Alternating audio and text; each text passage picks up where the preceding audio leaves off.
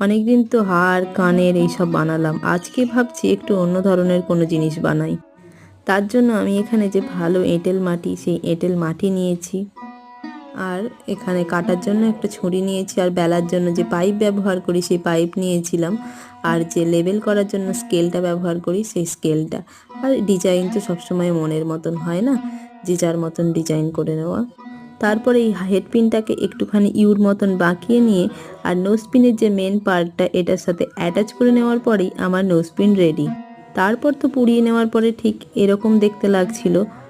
আর এটার মধ্যে একটু ব্ল্যাক আর গোল্ডেন কালার করেছিলাম। আর আগের থেকে একটা নোজপিন বানিয়ে আমি নিজে প্র্যাকটিস করে দেখেছিলাম।